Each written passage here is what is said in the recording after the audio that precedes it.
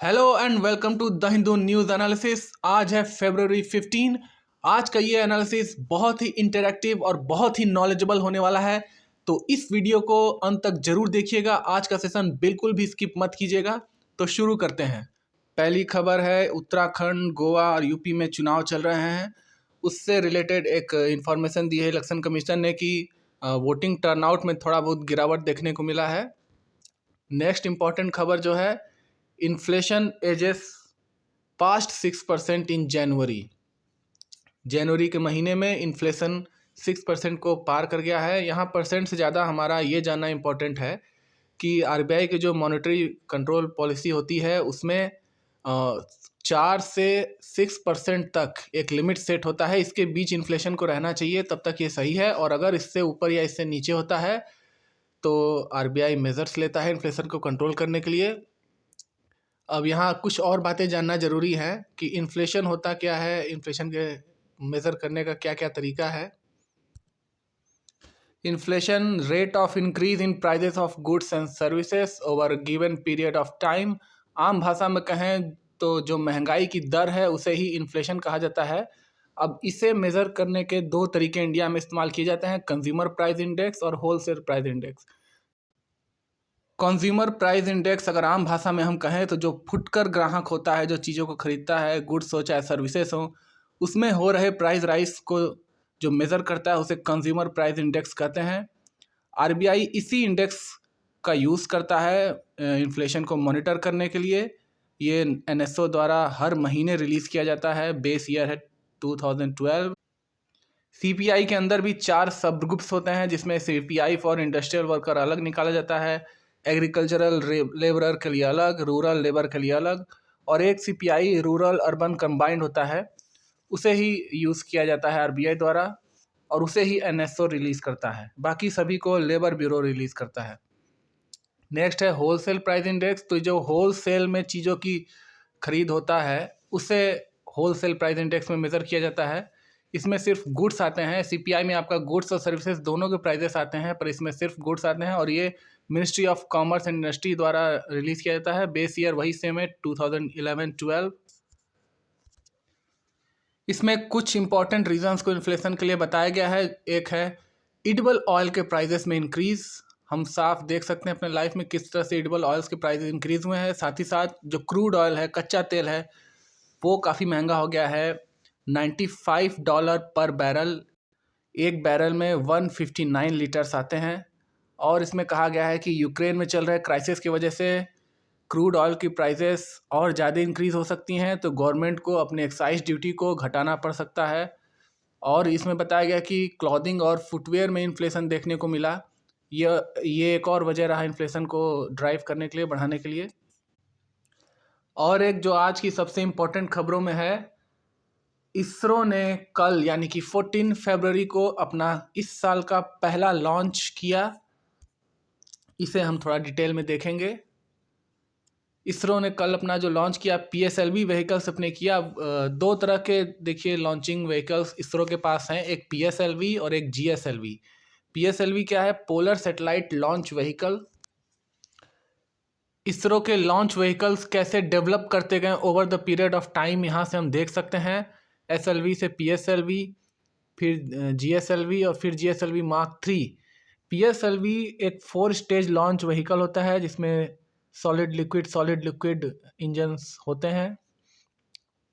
और जीएसएलवी एक 3 stage launch vehicle. इसमें पहला स्टेज सॉलिड रॉकेट का होता है, सेकंड स्टेज लिक्विड फ्यूल का होता है और थर्ड स्टेज क्रायोजेनिक इंजन होता है। यही इसको extra power, extra thrust provide करता है। पीएसएलवी मेनली अर्थ ऑब्जर्वेशन या रिमोट सेंसिंग सेटेलाइट्स को सन सिंक्रोनस पोलर ऑर्बिट्स, जो कि अराउंड 600 to 900 किलोमीटर एल्टीट्यूड पर होते हैं, वहाँ पे सेटेलाइट्स को लॉन्च करने के लिए यूज़ किया जाता है।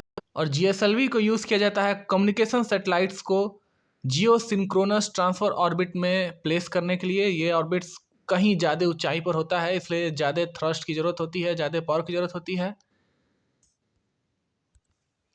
बढ़ते हैं अपने खबर के तरफ। तो ये पीएसएलवी का 54th फ्लाइट था और 3 पेलोड लेके ये फ्लाइट गया था, जिसमें कि सबसे इम्पोर्टेंट पेलोड है अर्थ ऑब्जर्वेशन सैटेलाइट EOS-04। ये एक रडार इमेजिंग सैटेलाइट है जो कि हाई क्वालिटी इमेज प्रोवाइड करेगा अर्थ सरफेस की इन ऑल वेदर कंडीशंस। ऐसे रडार इमेजिंग सैटेलाइट्स के एप्लीकेशंस क्या होते हैं? एग्रीकल्चर में, फॉरेस्ट्री में, प्लांटेशन में, सॉयल मॉइस्चर को मॉनिटर किया जा सकता है, फ्लड मैपिंग के लिए। तो डिफरेंट यूजेस हैं इसके। और ये सैटेलाइट प्लेस किया गया है सन सिंक्रोनस पोलर ऑर्बिट में। 529 किलोमीटर इसकी अल्टीट्यूड है। इसके नीचे ही एक और छोटी सी खबर है। छोटी क्या है, बड़ी कह सकते हैं हम। Government bans 54 new Chinese mobile apps. एक बार फिर से इंडियन गवर्नमेंट ने सिक्योरिटी रीजंस को साइड करते हुए 54 चाइनीज मोबाइल ऐप्स को बैन किया है, जिसमें ज़्यादातर वो ऐप्स हैं जिनमें सेल्फी कैमरा का यूज़ होता है। नेक्स्ट न्यूज़ जो आ रही है पेज नंबर 8 से, चाइना ने भारत को कड़े शब्दों में कहा है कि बॉर्डर इश्यूज़ को लेकर कोई भी गैर जिम्मेदार बयान न दें। ये पूरा वाकया क्या है, हमारे फॉरेन मिनिस्टर एस जयशंकर हाल ही में क्वाड मीटिंग को लेकर ऑस्ट्रेलिया में गए थे। वहाँ उन्होंने एक प्रेस कॉन्फ्रेंस में कहा कि चाइना एग्रीमेंट को फॉलो न करते हुए 2020 में बॉर्डर पर फोर्सेस का अमेसिंग किया, जिसकी वजह से कि गलवान में हालत बेकाबू हुए। तो उस पर चाइना ने भारत से काफ़ी साफ शब्दों में कहा है कि इस तरह के बॉर्डर इशूज़ पर कोई भी रिस्पॉन्सिबल रिमार्क्स नहीं देना चाहिए। और चाइना पूरी तरह से ट्रीटीज़ को, एग्रीमेंट्स का सम्मान करता है, इज्जत करता है। भारत को भी अपने एग्रीमेंट्स को रिस्पॉन्सिबली लेना चाहिए। साथ ही साथ इन्होंने कहा है कि दोनों देश इस मामले को बातचीत करके डिप्लोमेटिक वे में सुलझा लेंगे। थोड़ा हम मैप में देख के समझेंगे कि बॉर्डर इशूज़ इंडिया या चाइना के क्या हैं। ये इंडिया के मैप में आप देख सकते हैं। बॉर्डर इशूज़ मेनली 2 सेक्टर्स में हैं, एक वेस्टर्न सेक्टर में और एक ईस्टर्न सेक्टर में। ईस्टर्न सेक्टर में जो ये पूरा का पूरा अरुणाचल प्रदेश है, उसे चाइना कहता है कि हमारा है, उसे वो साउथ तिब्बत अपने मैप में करके दिखाता है। पर सबसे बड़ा जो इशू है वो वेस्टर्न सेक्टर में है। यहाँ पर आप देख सकते हैं कि अक्साई चीन ऑलरेडी चाइना के पास है, और भी एरियाज़ में यहाँ अक्सर डिस्प्यूट्स होते रहते हैं। काफ़ी ये हॉट एरिया है इंडिया चाइना के बॉर्डर डिस्प्यूट को लेके। मिडिल सेक्टर थोड़ा शांत है। नेक्स्ट न्यूज़ है AGB फ्रॉड को लेके। CBI ने केस रजिस्टर किया है गुजरात बेस्ड AGB शिपयार्ड्स और उसके डायरेक्टर्स पर, जिन पर की आरोप है कि उन्होंने 28 बैंकों को लगभग 23,000 करोड़ का चूना लगाया है। ये अभी तक का सबसे बड़ा बैंक फ्रॉड कहा जा रहा है। इसे लेकर विपक्ष और सरकार में दोनों में तू मैं तो चलती रहेगी। आगे बढ़ते हैं। नीट में EWS कोटा को लेकर सुप्रीम कोर्ट में एक केस चल रहा है, जिस पर कि सुप्रीम कोर्ट ने कहा है कि we have not start the process of determination of EWS criteria for next academic year. हमने प्रोसेस को रोका नहीं है, आगे प्रोसेस चलता रहेगा जब तक कि हम डिसीजन न ले लें, और जब कोई डिसीजन आएगा तब देखा जाएगा। तब तक एज सच प्रोसेस को आगे चलते रहना चाहिए।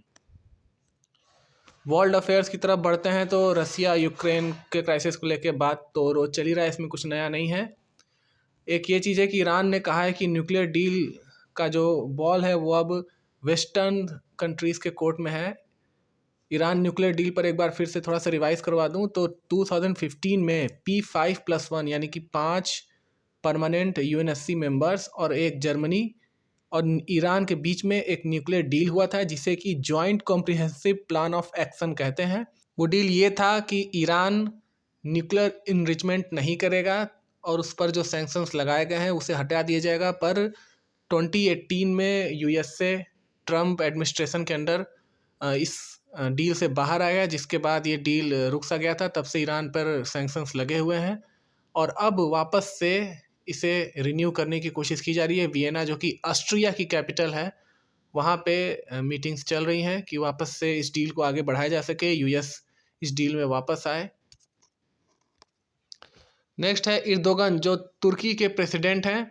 वो 10 सालों बाद UAE के दौरे पर गए हैं। जो दोनों देशों में एक रफ फेस चल रहा है रिश्तों का, उसे वापस से रिन्यू करने के लिए, बेहतर बनाने के लिए। एक बार मैप में हम इन कंट्रीज़ की लोकेशन को देखेंगे। इस सेंटर में है इंडिया और यहाँ से जब हम वेस्ट की तरफ बढ़ेंगे तो ये आपको दिख रहा है यूएई, यूनाइटेड अरब एमिरेट्स, जिसकी कैपिटल है दुबई। और यहाँ से और ज़्यादा नॉर्थ वेस्ट की तरफ आप बढ़ेंगे तो तुर्की। ये एशिया और यूरोप में डिवाइडेड है, कुछ पार्ट इसका एशिया में है और कुछ पार्ट इसका यूरोप में है। इस्तांबुल तुर्की की कैपिटल है और यहीं पर है ब्लैक सी। तो मैप भी काफ़ी इंपॉर्टेंट है आपके एग्जामिनेशन पॉइंट ऑफ व्यू से। नेक्स्ट अगर आप इकोनॉमिक सेक्शन पे बढ़ते हैं तो ये दो न्यूज़ हैं। Sensex slides 3% on worries over Russia Ukraine tension, और जनवरी में होलसेल प्राइस इंडेक्स 12.96% रहा, जो कि दिसंबर से थोड़ा कम हुआ पर फिर भी बहुत ज़्यादा है। ये दो न्यूज़ हमें एक चीज़ बताते हैं कि किस तरह से वर्ल्ड अफेयर्स का असर हमारे हर एक के लाइफ पर होता है। यूक्रेन रसिया में टेंशन चल रहा है तो उसकी वजह से 3% सेंसेक्स स्लाइड हुआ। जो इन्फ्लेशन में इंक्रीमेंट हो रहा है, चाहे वो सीपीआई इंडेक्स से दिखता हो, चाहे वो होलसेल प्राइस इंडेक्स से दिखता हो, उन सब का इंटरनल फैक्टर्स तो कारण है ही, पर साथ ही साथ एक्सटर्नल फैक्टर्स का भी एक बहुत बड़ा असर पड़ता है। क्रूड ऑयल के प्राइसेस बढ़ रहे हैं, जो टेंशंस हैं वर्ल्ड वाइड यूक्रेन रसिया में, उससे एक पैनिक सिचुएशन भी क्रिएट हो रहा है, तो उससे और ज़्यादा प्राइसेस बढ़ रहे हैं। साथ ही साथ इंडिया का रुपी का वैल्यूएशन भी कम हो रहा है, रुपी भी इंडिया का वीक हो रहा है। देखिए, little inflation is good for economic development, पर जब इन्फ्लेशन एक रेट के ऊपर होने लगता है तो वो हर एक इंडिविजुअल के लिए ही बहुत चिंता का विषय होता है, साथ ही साथ ओवरऑल इकोनॉमिक डेवलपमेंट के लिए भी अच्छा नहीं होता है। आज के न्यूज़ एनालिसिस में इतना ही, मिलते हैं नेक्स्ट एनालिसिस में। Till then, bye bye and take care.